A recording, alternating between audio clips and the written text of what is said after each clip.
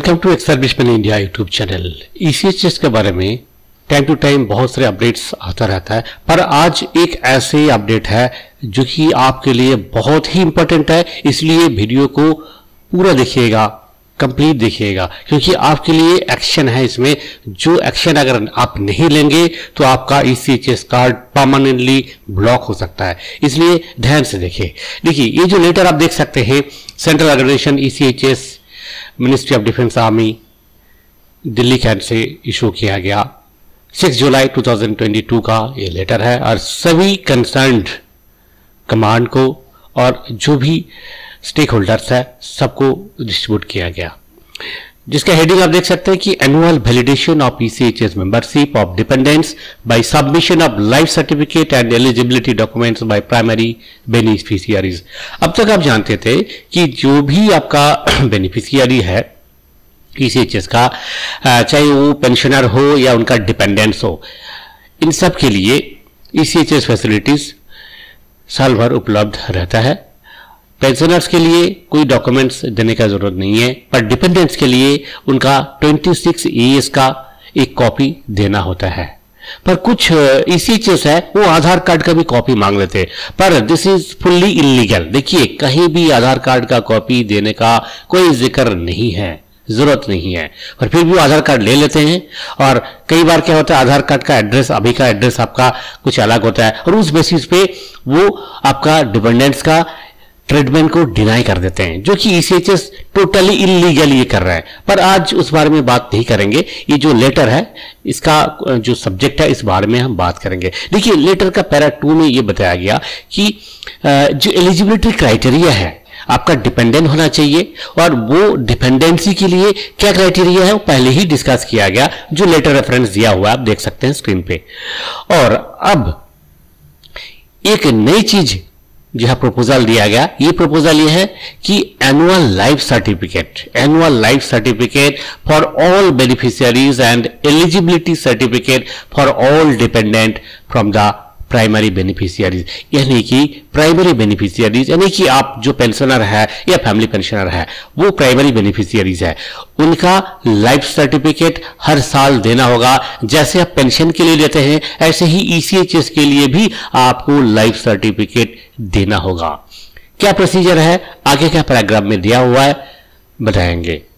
अच्छा, ये तो आपके लिए गया, और डिपेंडेंट्स के लिए क्या है? डिपेंडेंट्स के लिए एलिजिबिलिटी सर्टिफिकेट देना पड़ेगा for all dependents from the primary beneficiary, यानी कि आप देंगे सभी डिपेंडेंट का जो एलिजिबिलिटी सर्टिफिकेट है वो प्रोवाइड करेंगे, और लाइफ सर्टिफिकेट भी साथ साथ वो ऑनलाइन में आपको करना पड़ेगा।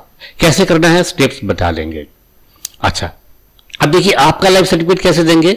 आपका जो लाइफ सर्टिफिकेट होगा वो क्या है कि आपका जो स्पर्श में लाइफ सर्टिफिकेट जनरेट हो रहा है इसके साथ लिंक हो जाएगा। स्पर्श में बहुत लोगों का माइग्रेशन हो गया है, जिनका माइग्रेशन अभी तक नहीं हुआ, अगले 1-2 साल में हो ही जाएगा, उम्मीद है।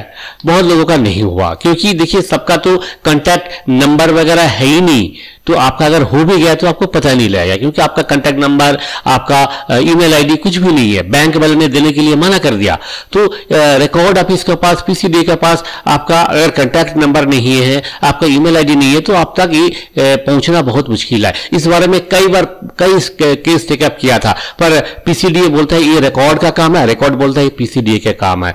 कोई आपस में ये लोग डिसाइड नहीं कर पा रहे किसका काम है। तो ये तो हो गया एक पार्ट। अच्छा, दूसरा क्या है कि एनी हाउ इन लोगों ने ये बताया कि जब स्पॉट्स का होगा तभी वहां से वो ले लेंगे, अदरवाइज और कुछ विधान कुछ होगा, जो भी इंस्ट्रक्शन होगा वो टाइम पर बता दिया जाएगा।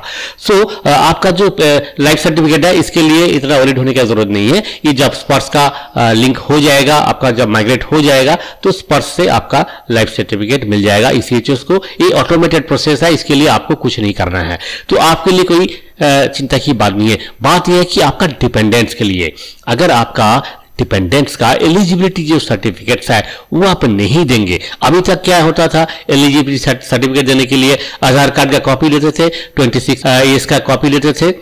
26 ईएस क्या है आपको जरूर पता होगा कि आपका जो डिपेंडेंट है उनका इनकम का प्रूफ है, यानी कि जब इनकम टैक्स का साइट खोलते हैं, अगर आपका डिपेंडेंट का पैन कार्ड है और इनकम टैक्स का साइट में रजिस्टर्ड है, तो इस केस में क्या होगा, जब उनका प्रोफाइल आप एक्सेस करेंगे तो फॉर्म 26AS डाउनलोड हो जाएगा, और जैसे ही डाउनलोड हो जाएगा तो आप उनका साल भर का कितना इनकम है वो सारी चीज देख सकते हैं। उसका एक प्रिंट आउट लेके आपको सबमिट करना होगा।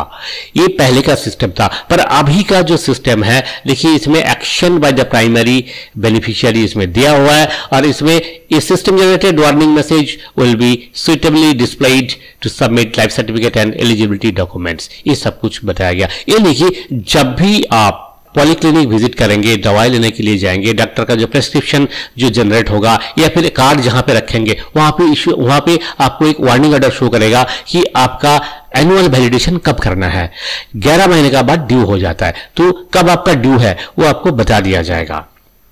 अच्छा, इसके अलावा आपका जो ऐप है ECHS का, जब आपका मोबाइल में आप एक्सेस करते हैं या आपका प्रोफाइल जब आप कंप्यूटर से एक्सेस करते हैं, आपका यूजर आईडी पासवर्ड देके, इस केस में भी आपको शो किया जाता है कि आपका नेक्स्ट वैलिडेशन डेट कब है, और उस हिसाब से आपको एक्शन करना पड़ेगा। क्या एक्शन करना है कि आपका सेल्फ और आपका वाइफ के लिए, सेल्फ और वाइफ के लिए the primary beneficiary will not be required to provide annual certificate for self and spouse. Para 6A में देखिए क्लियरली बताया कि लाइफ सर्टिफिकेट आपका और आपका वाइफ का देने का जरूरत नहीं है, ये ऑटोमेटिकली स्पर्श का थ्रू मिल जाएगा। अच्छा, अब बाकी क्या क्या है, द एनुअल लाइफ सर्टिफिकेट आपका तो स्पर्श का थ्रू आ जाएगा। बाकी के लिए क्या है, देखिए पैरा 6B में जो बताया गया, life certificate and eligibility certificate for dependents, the primary beneficiary will provide life certificate and eligibility certificate for all his oblique dependents including white card holder CPAD।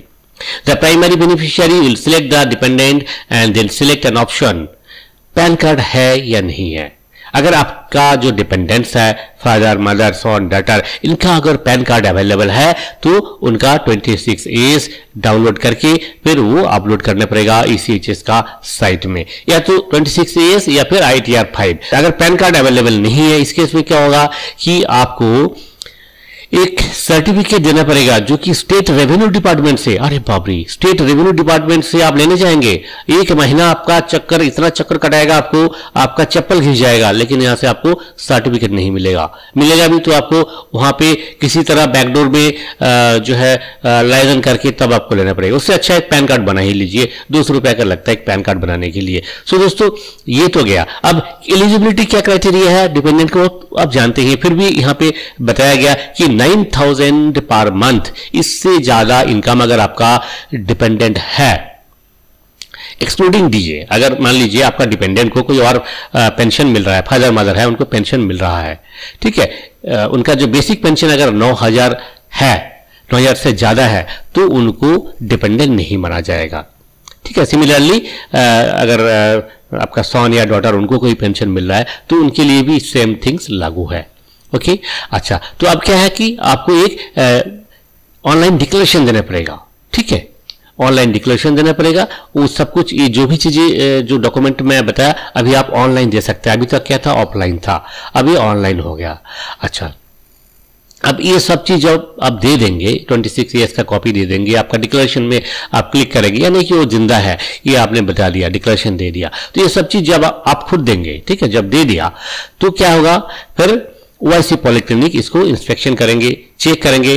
अगर उनको लगता है कि ये डिपेंडेंट है सही में, 9,000 से इनकम कम है, तो ये जो है एलिजिबल हो गया, और फिर नेक्स्ट 12 मंथ्स के लिए आपको एनुअल वैलिडेशन करने का जरूरत नहीं है। ओके, नेक्स्ट 12 मंथ के लिए वैलिड हो गया ये कार्ड। अच्छा, अब ये जो सिस्टम है ये कब से चालू होगा, ये चालू होने के लिए थोड़ा सा समय ले रहे हैं, इसलिए कि देखिए अभी जो बहुत सारे कार्ड अभी इशू हो गया, बहुत सारे कार्ड इशू हुआ है 64 KB का, तो एक साथ अगर इतने लोग आ जाएंगे तो फिर प्रॉब्लम होगा।